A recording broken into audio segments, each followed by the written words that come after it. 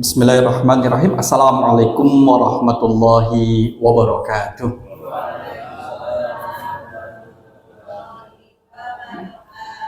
Alhamdulillahilladzi bi ni'matihi tatimmus shalihat. Asyhadu an la ilaha illallah wahdahu la syarikalah wa asyhadu anna Muhammadan abduhu wa rasuluh la nabiyya ba'dah. Allahumma salli wa sallim ala nabiyyina wa rasulina Muhammad sallallahu alaihi wasallam wa ala alihi wa ashabihi wa man tabi'ahu bi ihsani ila yaumiddin, amma ba'du. Bapak Ibu jamaah rahimakumullah, sehat sedanten Bapak Ibu. Alhamdulillah ya, alhamdulillah awake sehat, napa nih malih ilmu ini bermanfaat, semangat, tur dompetnya nggih kolesterol naik, tensi darah nggih naik, asam urat naik, sing turun gajine gajine. Ya alhamdulillah ala kulli hal, segala puji bagi Allah dalam setiap kondisi dan juga keadaan.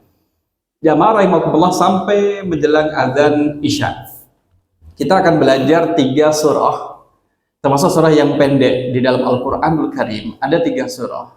Yang pertama adalah surah yang kedua yang ketiga terakhir alhamdulillah. Kan enak, kan dilihat di syuting rekaman kan, oh jamaahnya pinter-pinter lah. Iyalah, Jamaah Al-Muhtadin. Al-Kautsar berapa ayatnya? 3. Inna a'tayna kal kautsar. Kemudian Al-Asr berapa ayatnya? 3. Kemudian An-Nasr juga 3. Ada 3 surah yang jumlah ayatnya masing-masing 3 ayat. 3 surah jumlah ayatnya masing-masing adalah 3 ayat. Jamaah rahimakumullah, ketika kita mempelajari sirah, wahyu yang pertama kali turun adalah surah napa? Al-Alaq, ayat 1 sampai ayat 5. Pertanyaannya saat ini adalah, surah apa yang terakhir turun kepada Nabi Muhammad sallallahu alaihi wasallam?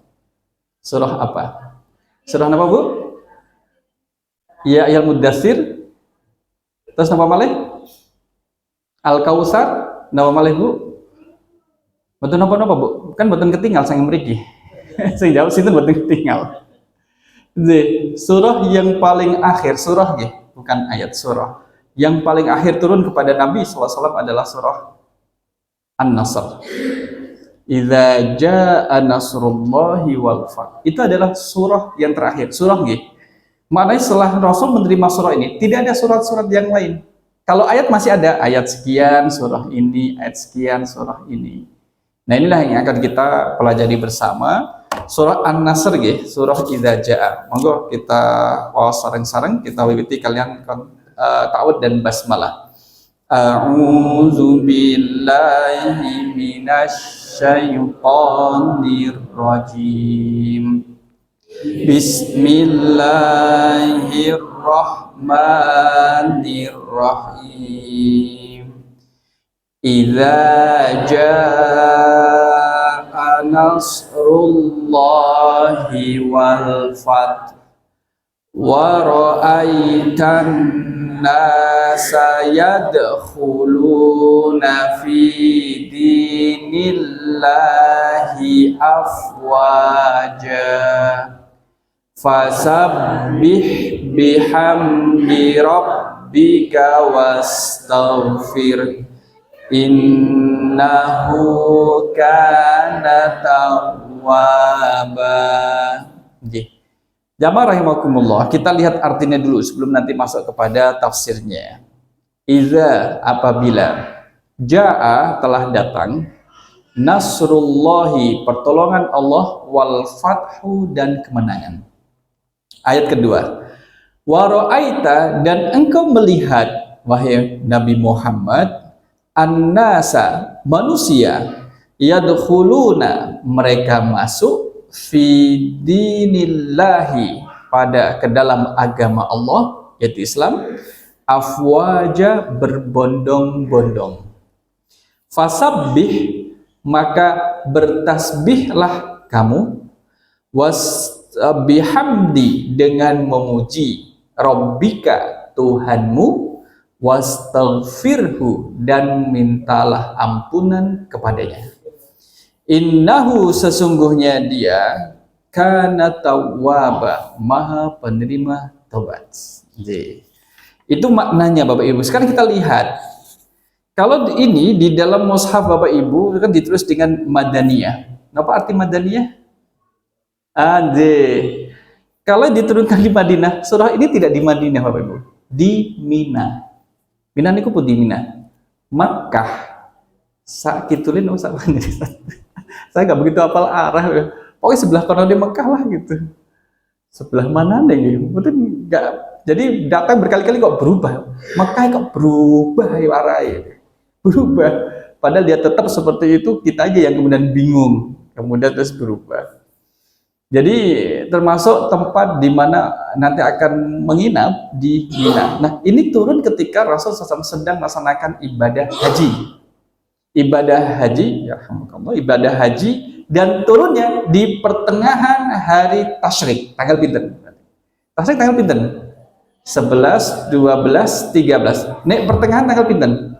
Tanggal 12. Berarti ini turun pada tanggal 12 Zulhijjah, pertengahan hari tasyrik, dan turunnya di Mina. Padahal Mina masuk kawasan Makkah. Kenapa disebut Madaniyah?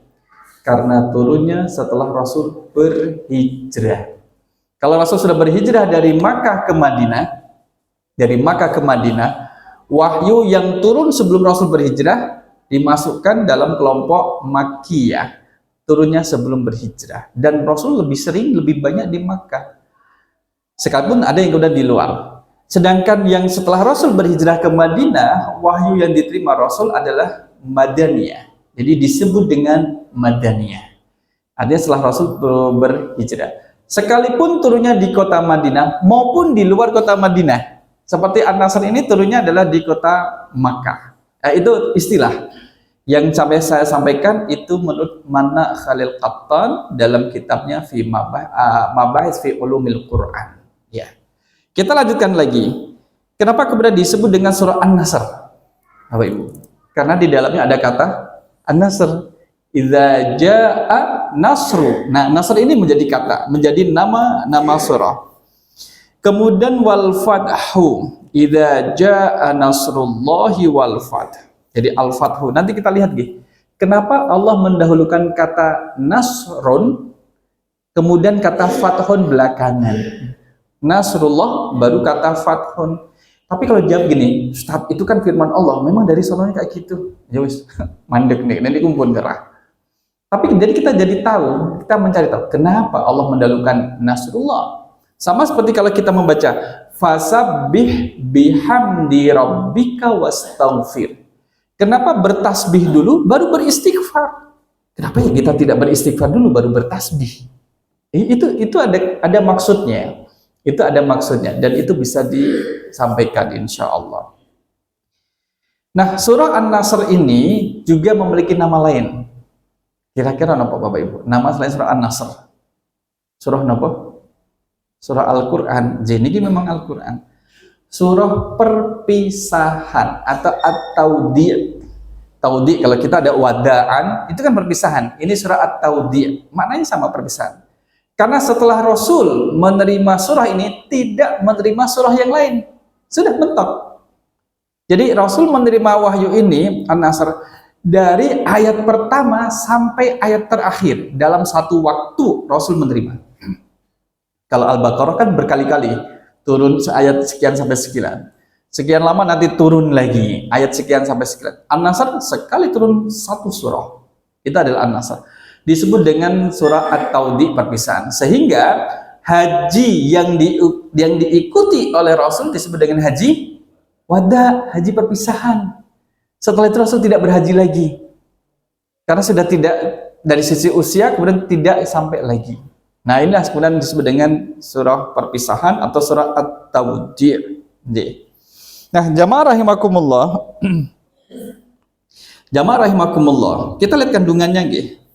Secara umum, 3 surah ini itu mengandung satu adalah hadis surah al-madaniyatu bil ijma'i tusyiru ila fathi Makkah. Pertama, mengkisahkan fathu Makkah, pembebasan kota Makkah atau pembukaan kota Makkah. Jadi kota Makkah diduduki oleh kaum muslimin. Nah itu. Tapi nanti kita tidak membahas sirah secara lengkap, ya tidak. Wantisarun Nabi sallallahu alaihi wasallam alal musyrikin, kemenangan Rasul atas orang-orang musyrik.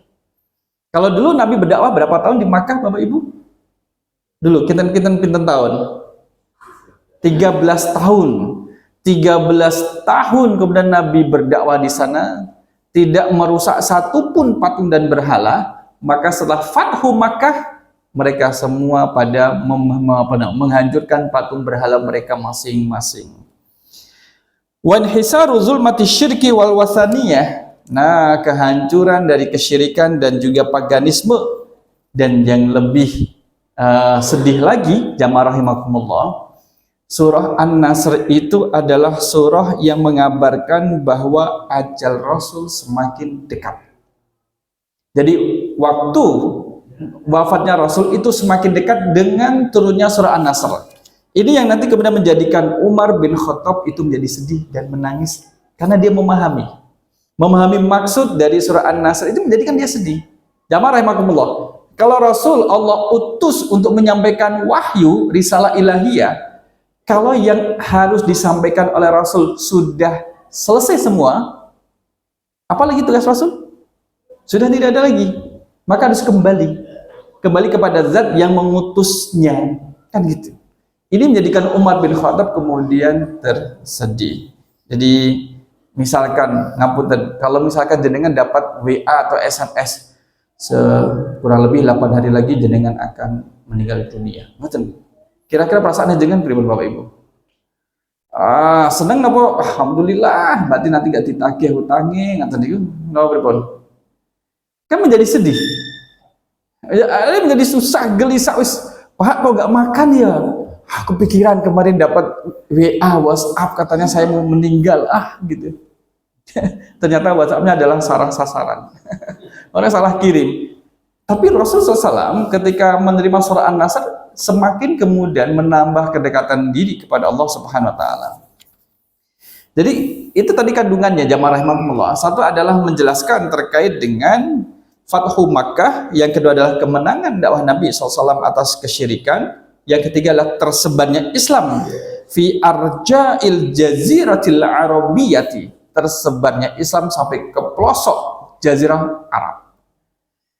Dengan kalau pernah dengar kisah Rabi di Taif, jawabannya ada di surah An-Nasr ini. Jadi insya Allah nanti kita lihat perlahan keutamaannya surah An-Nasr. Siapa yang kemudian membaca surah An-Nasr akan mendapatkan keutamaan. Jadi dalam surah Az-Zalzalah, ketika Dr. Wahbah Zuhaili menjelaskan surah Az-Zalzalah, hadis Imam At-Tirmidzi menyebutkan dari Anas bin Malik, ta'dilu rubu'al Quran. Surah An-Nasr setara dengan 1/4 Al-Quran. Tapi bagian di sini tidak dijelaskan apa saja 1/4 Al-Quran. Kalau surat Al-Ikhlas yang dulu tahun yang lalu kita ambil Bapak Ibu, orang sekali membaca surah Al-Ikhlas setara seperberapanya Al-Quran? Sepertiganya. Itu sepertiga, penjelasan pertama adalah menjelaskan sepertiga pahala orang yang membaca Al-Quran. Berapa juz? Kalau sepertiga? 10 juz. Penjelasan berikutnya adalah sepertiga Al-Quran termasuk sepertiga pembahasan Al-Quran. Al-Quran itu membahas terkait dengan tauhid, ya, keimanan, dan surah Al-Ikhlas membahas tentang keimanan. Kemudian Al-Quran membahas terkait dengan hukum-hukum, dan juga yang ketiga adalah membahas terkait dengan amal dan perbuatan, perilaku. Itu di dalam Al-Quran penjelasannya. Kalau surah Al-Nasr setara dengan 1/4 Al-Quran. Banyak hadis yang lain menyebutkan bahwa dia setara dengan 1/4 Al-Quran. Akhraja An-Nasai an Ubaidillah bin Abdillah bin Utbah qala li Ibnu Abbas. Ini Ibnu Abbas. Makamnya Ibnu Abbas di mana Bapak Ibu? Ibnu Abbas ponakannya Rasul. Makamnya di mana? Di Taif, Makkah. Itu ada di sana. Yabna Utbata, ata'lamu akhir suratin minal Qur'ani nazalat? Wahai Ibnu Utbah, tahukah kamu apa surah yang terakhir turun? Gitu. Surah dari Al-Quran yang terakhir turun. Qultu na'am, idza jaa nasrullahi wal fath. Surah yang terakhir turun adalah idza jaa nasrullahi wal fath. Kata Ibnu Abbas, qala sadaqta. Anda benar. Jadi itu adalah surah yang terakhir turun, Bapak Ibu jamaah rahimakumullah.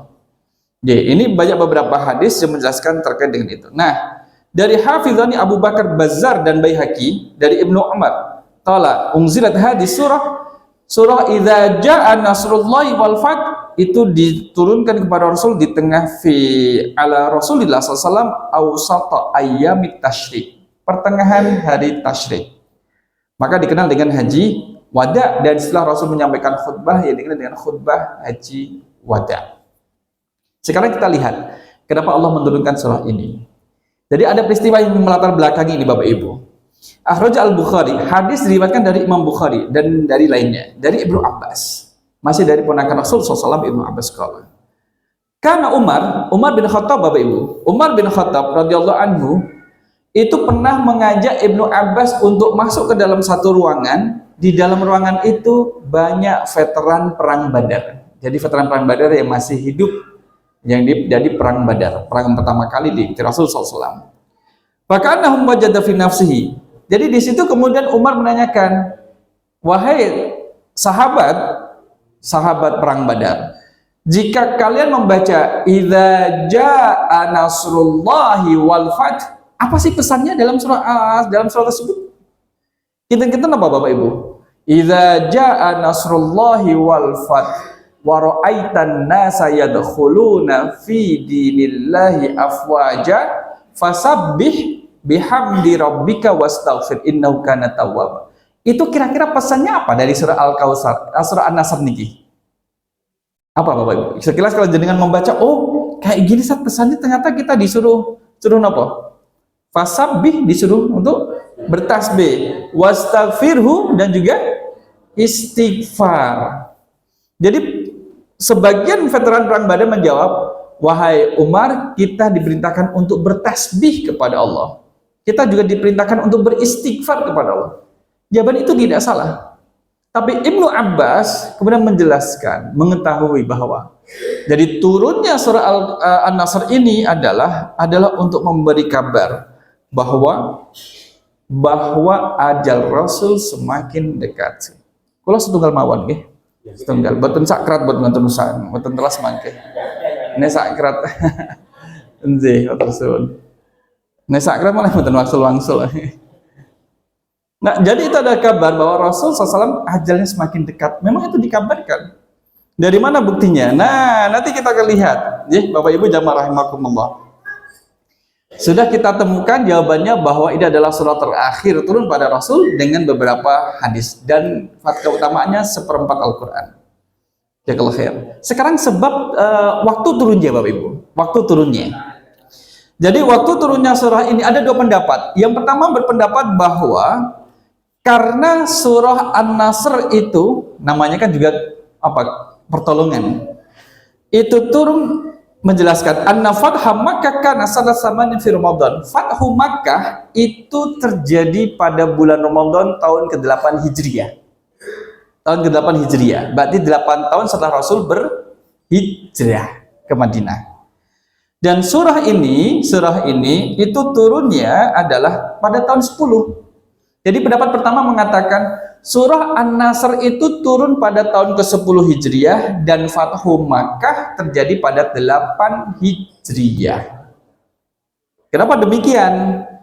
Nah, ini kemudian karena Allah memberikan informasi tentang itu dalam idza jaa nasrullah, apabila telah datang pertolongan Allah, wal fathu, dan kemenangan. Jadi waruwiya annahu asya ba'da nuzuli hadis surah arba'ina yauman. Setelah Rasul menerima surah An-Nasr masih sugeng kirang langkung 40 hari. Masih hidup Rasul 40 hari, 1 bulan 10 hari. Ini pendapat pertama.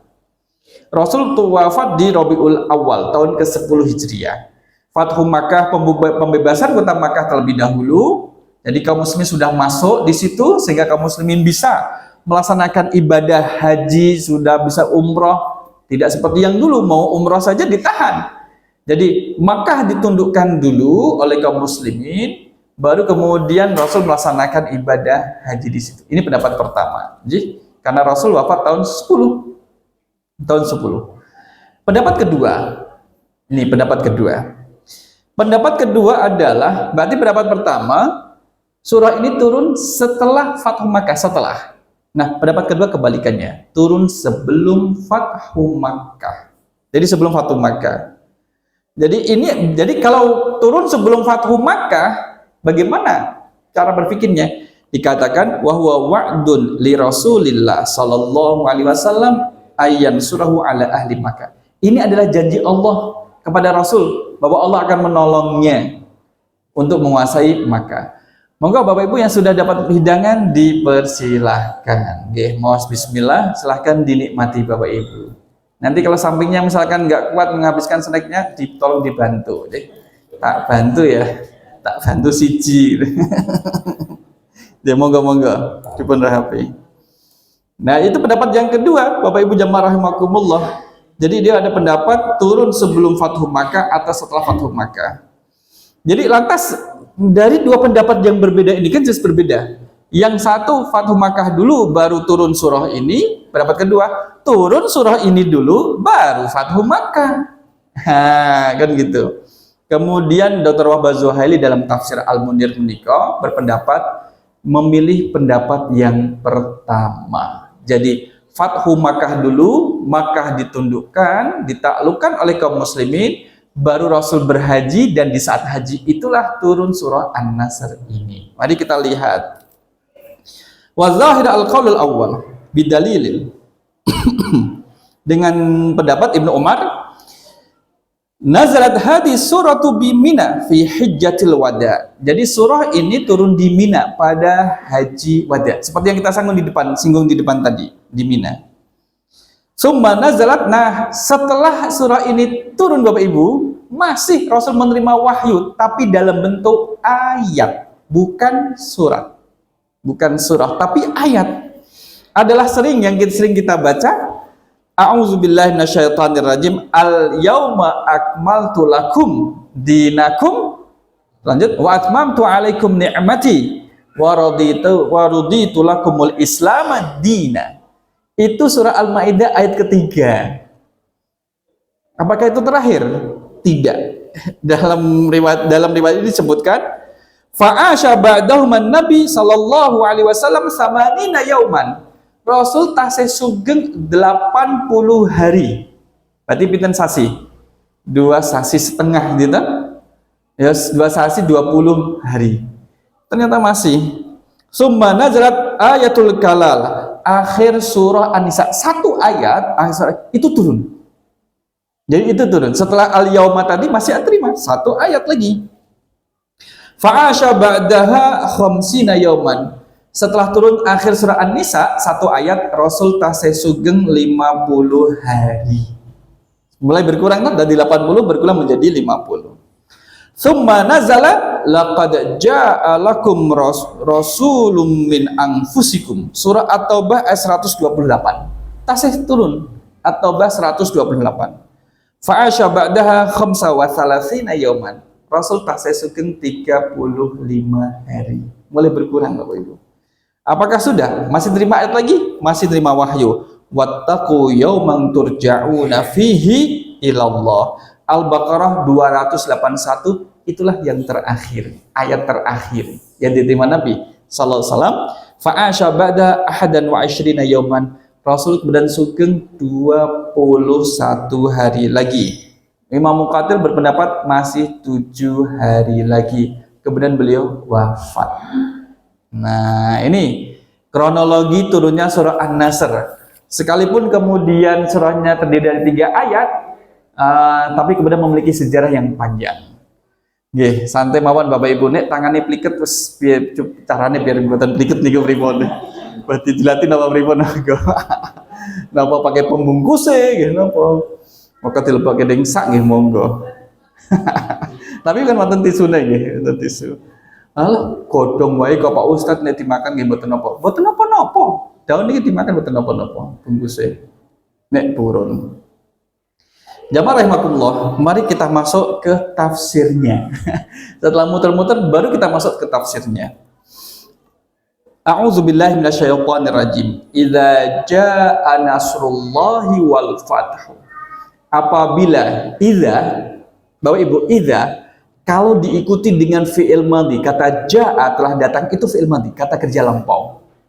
Itu memberi makna kepastian, pasti Allah menurunkan pertolongan dan kemenangan. Ngeten. Kepada siapa? Kepada Nabi Muhammad sallallahu alaihi wasallam. Allah yang menurunkan kepada Nabi Muhammad sallallahu alaihi wasallam telah datang. Kalau disampaikan dengan fi'il madhi, kata kerja lampau, berarti pasti. Coba ngeten. Dalam surah Az-Zalzalah, bagaimana bunyi ayat pertama? Idza zulzilatil ardu zilzalaha. Idza zulzilatil ardu zilzalaha. Jadi zulzila itu telah digoncangkan. Apabila bumi telah digoncangkan dengan goncangan yang dahsyat. Ini cerita tentang apa tuh? Bumi digoncangkan tentang hari kiamat. Tapi Allah berfirman dengan zulzilatil ardu, telah digoncangkan, kata kerja lampau, sedangkan kiamat sudah terjadi atau belum? Belum terjadi atau tidak akan terjadi? Nah, kalau ada kata idza diikuti dengan kata kerja lampau, kata kerja lampau sudah terjadi, padahal dia belum terjadi, maka maknanya adalah pasti benar-benar akan terjadi. Jadi Al-Quran nggak salah. Wah, ini salah Al-Quran nih. Ngapunten, mungkin kalau jenengan pernah nonton di YouTube yang Al-Qari'ah. Nah, diartikan dengan apa? Pembaca Quran perempuan. Nah, monggo dengan pendet yang ini ku betul teng Masjid Al-Mu'tadid ngaji tafsir. Al-Qari'atu pakai ain itu adalah hari kiamat. Al-Qari'atu, atu menggunakan hamzah adalah pembaca perempuan, betul. Salahnya dia adalah Al-Qari'atu menggunakan ain diartikan pembaca perempuan. Kemudian menyalahkan, ini terjemahnya salah, diterjemah hari kiamat. Yang benar adalah pembaca perempuan. Gitu. Ini kalau dibawa ke pondok yang di Jawa Timur, di hadapan anak-anak yang santri-santri itu, biar ngajar bareng-bareng, diajar bareng-bareng. Yuk ngajar. Qala Muhammadun huwa ibnu Maliki Ahmadu Rabbillah khairul khaliqi. Matan Alfiah Ibnu Malik. Yang kemudian diapalin sama santri-santri yang berada di pondok. Jadi Al-Qari'ah di YouTube, saya nggak tahu udah di tag down atau belum Kak Nur itu sama yang punya. Jadi, kembali di sini, idza jaa apabila telah datang nasrullahi, pertolongan Allah, wal fathu dan kemenangan. Tadi kita sampaikan, kenapa Allah mendahulukan kata nasrullah, kemudian al-fathu. Nasrullah itu adalah pertolongan, al-fathu kemenangan. Jadi pertolongan Allah, nasrullah itu sifatnya adalah besar, umum dan beraneka ragam. Al-fathu kemenangan itu bagian dari sekian macam banyak pertolongan Allah yang Allah berikan kepada hambanya. Jadi al-fathu itu bagian kecil daripada nasrullah. Sehingga ini ayat ini disebutkan, kemudian zikrul am disebutkan secara umum, baru zikrul juz'i, baru bagiannya. Umum dulu yang besar, baru kemudian bagian kecilnya. Karena Allah memberikan pertolongan kepada Rasul SAW, tidak hanya kemenangan seperti Al-Fathu itu. Kadang dalam perang Khandaq, Allah membantu Rasul dan kaum muslimin pertolongan dalam bentuk angin kencang yang dingin. Bukan Al-Fathu, tapi kemudian berupa angin kencang yang dingin. Jadi kemudian tenda-tendanya kaum musyrikin itu kemudian tercerabut, lepas dari pasaknya. Nih bahasanya kendil-kendilin itu gitu, yang terlempar. Dan anginnya dingin, Bapak Ibu. Madinah saat ini pinten derajat? Kirang langkung 16 gitu. Kadang nyampe 16, 17, 18. Itu kan dingin. Kita pakai AC berapa? 22 atau 24. Itu sudah dingin. Jadi pada waktu peperangan kemudian mereka dirasai rasa dingin, dan Allah memberikan pertolongan pada Nabi Muhammad juga dengan rasa takut yang dikirim kepada kaum musyrikin Makkah. Itu juga kemudian pertolongan Allah. Jadi banyak macam-macam pertolongan Allah, sehingga Allah menyebutkan nasrullahi, pertolongan Allah terlebih dahulu, baru al-fathu. Dan al-fathu ini adalah fathu Makkah. Barang siapa yang masuk rumahnya Abu Sufyan, maka dia amin, maka dia akan aman. Ya, karena Abu Sufyan sudah masuk Islam. Kita sudah belajar Al-Ma'un apa tering? Surah Al-Ma'un. Belum ya? Apa sudah? Belum sampai. Nanti ketika membahas Al-Ma'un, ketemu namanya Abu Sufyan, cuman dia waktu itu belum berislam. Kalau pada waktu Fathu Makkah ini sudah berislam. Inilah kemudian pendudukan kota Makkah, pembukaan kota Makkah yang tidak ada pertumpahan darah. Jadi orang Makkah nyerah begitu saja melihat kekuatan kaum muslimin yang sangat banyak.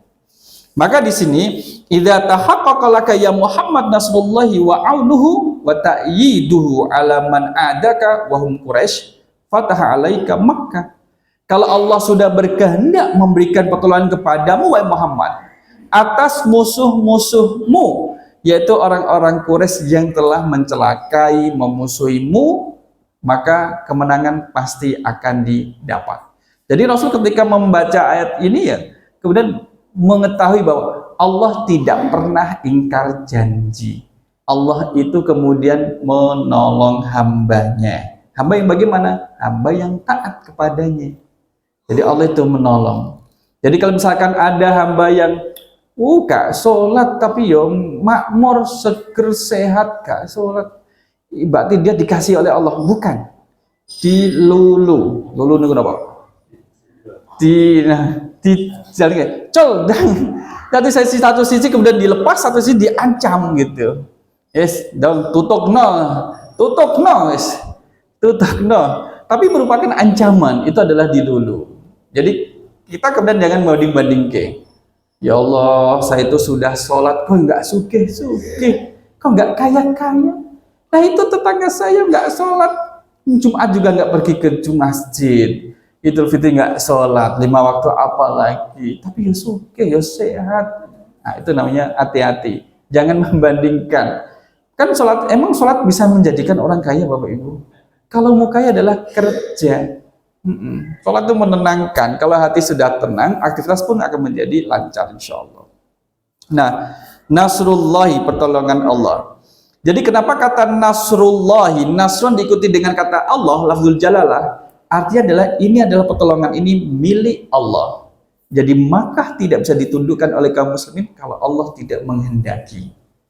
Kalau misalkan kaum muslimin bersikukuh untuk menaklukkan Makkah, ya sebelum waktunya, malah akan terjadi peperangan. Kalau Allah sudah berkehendak menaklukkan orang-orang Makkah, tidak ada peperangan sedikit pun, tidak ada korban jiwa, nggak ada yang luka memar, tidak ada yang kena pedang, karena nggak ada perlawanan, diserahkan dengan begitu saja. Nah ini menjadi pertolongan dari Allah Subhanahu wa Ta'ala. Itu contoh di sini ya. Kemudian juga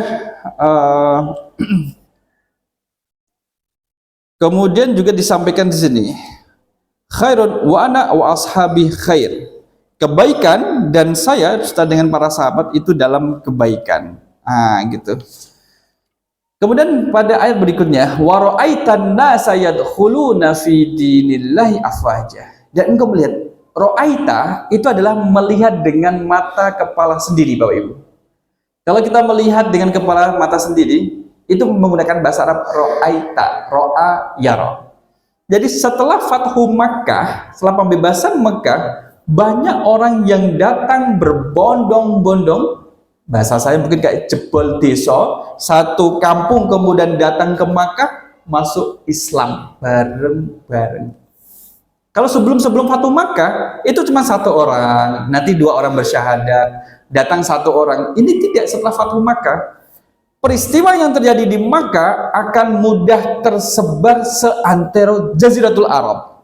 Nah, akan tersebar di sana dengan cepat. Karena ibu kotanya, pokok atau kota metropolitannya adalah Makkah.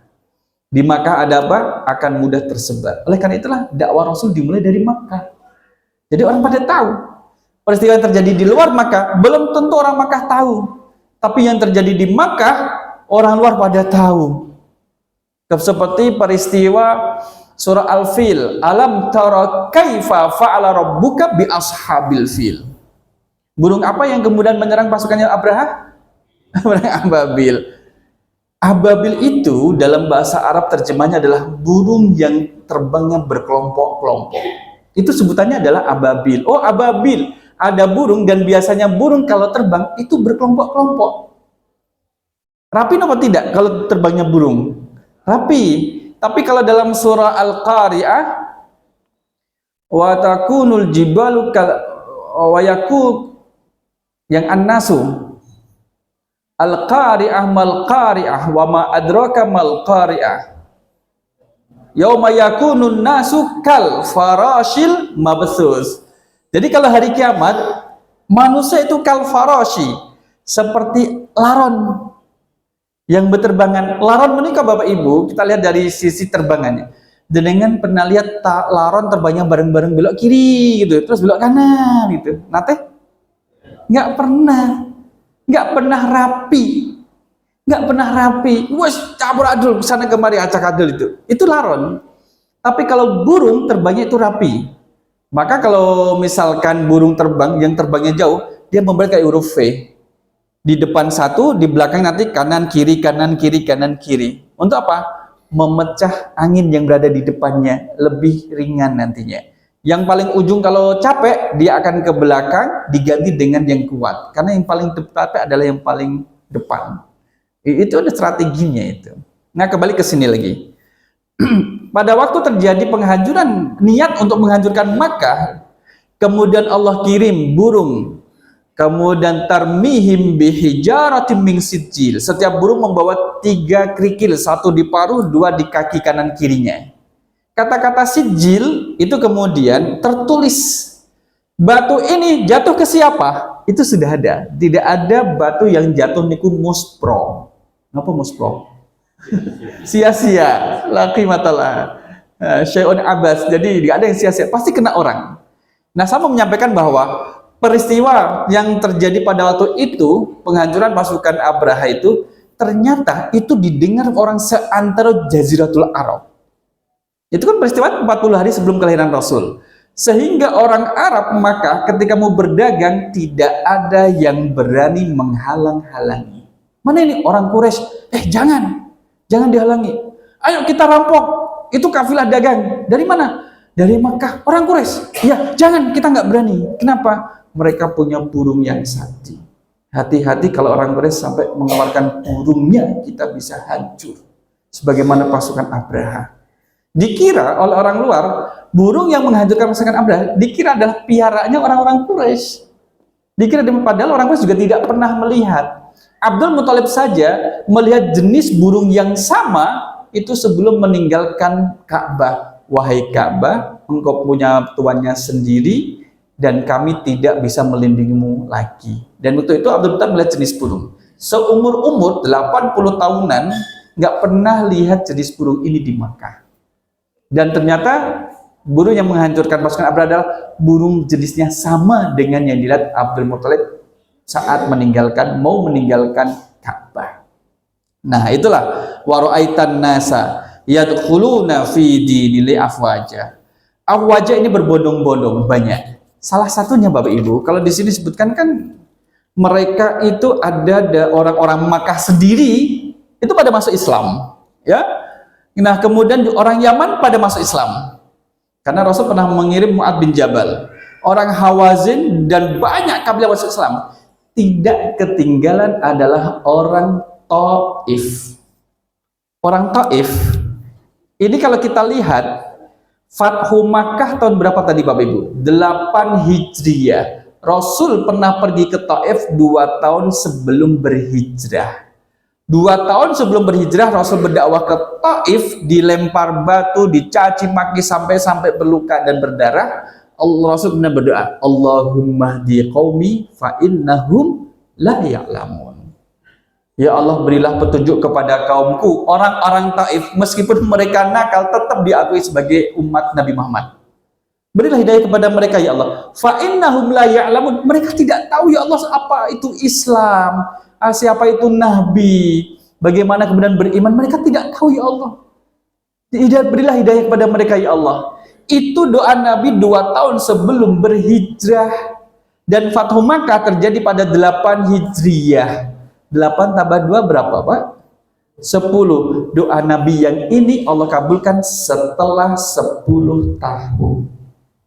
Jadi kalau kita ada doa yang belum dikabulkan oleh Allah, sabar dan terus ulang-ulang. Mintakan itu kepada Allah selama tidak ada unsur dosa dan memutus tali silaturahim. Nanti Rasul aja, seorang Nabi, seorang Rasul, doanya dikabulkan. Iya, mustajab. Iya. Tapi waktunya setelah 10 tahun. Maka orang Taif ini, mereka berbondong-bondong masuk Islam. Taif daerahnya sejuk, 16 derajat Celcius, termasuk daerahnya sejuk. Kalau sudah masuk lagi berarti waktunya mau habis nih. Ya kan? Tak cek 4 menit lagi. Jadi Taif ini daerahnya sejuk, cukup jauh, tapi masih kalau sekarang ini masih di bawah provinsi Makkah. Dari Taif, meskipun dia 40 mil, kira-kira 40 mil ya, bukan kilo. Berarti kalau kilo ya 40 kali 1,6 kilo. 1 mil 1,6 kilometer.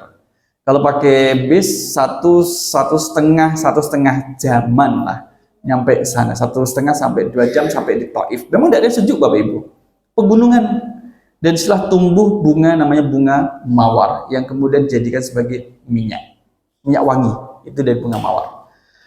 Dan pada masa Khalifah Abu Bakar As-Siddiq terbanyak terjadi gelombang kemurtadan, orang keluar dari Islam setelah Rasul wafat SAW. Maka orang Taif mengatakan, pemimpinnya mengatakan, wahai orang-orang Taif, kalian termasuk orang yang terakhir masuk Islam, maka jangan menjadi orang yang pertama keluar dari Islam. Maka sampai sekarang keimanannya cukup bagus, dan di sana ada kuburannya Ibnu Abbas, ponakannya Nabi Sallallahu Alaihi Wasallam. Tapi makamnya itu ditutup tembok tinggi Bapak Ibu, lebih kan setinggi dengan dinding ini, gitu. Nek dibuka, kira-kira apa yang terjadi dengan makamnya? Ramai dijerai.